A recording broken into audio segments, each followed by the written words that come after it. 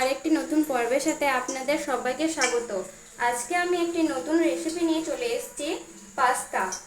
তো pasta recipe কিভাবে তৈরি করতে হয় সবটাই দেখবে। এই দেখো, পাস্তাগুলোকে প্রথমে আমরা জলে সিদ্ধ করে নিয়েছি। তারপর গ্যাসটা ধরিয়ে নিয়ে কড়াইতে দিয়ে দিচ্ছি, কড়াইয়ের মধ্যে দিয়ে দিয়েছি সর্ষের তেল। তারপর সর্ষের তেলটা একটু গরম হয়ে গেছে, এরপর দিয়ে দেব রসুন। রসুনটা একটু ভালোভাবে ভাজতে হবে। তারপর রসুনটা ভাজা ভাজা হয়ে গেছে, তারপর দিয়ে দেব আদা কুচি। তারপর আদা আর রসুনটা একটু ভাজা ভাজা হয়ে গেল, তারপর দিয়ে দেব কুচিয়ে রাখা গাজর। তোমরা এর সাথে ক্যাপসিকামও অ্যাড করতে পারো, যেহেতু আমার কাছে নেই তার জন্য গাজরটা আমি অ্যাড করেছি। তারপর আমরা দিয়ে দেব লঙ্কা কুচি। এরপর দিয়ে দেব টমেটো কুচি।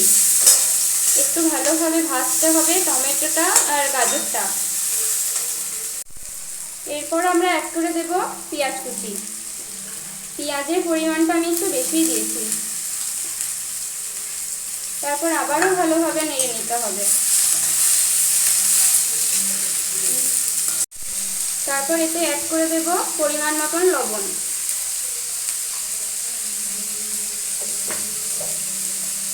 আর একটু অ্যাড করে দেব সামান্য হলুদ।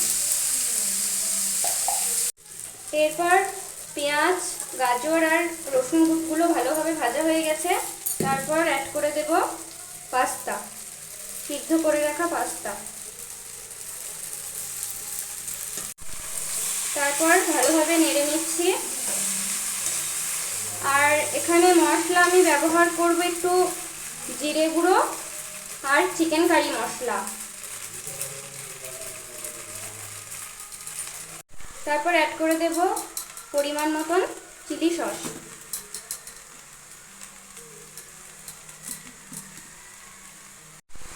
তারপর আবারও একটু টমেটো সস অ্যাড করে দেব। তারপর ভালোভাবে মিশিয়ে নিচ্ছি।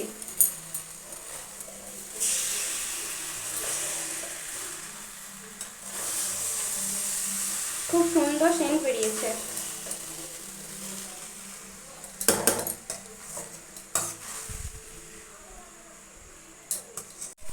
এই যে আমাদের রেডি হয়ে গেল পাস্তা, এরপর নামিয়ে নেব।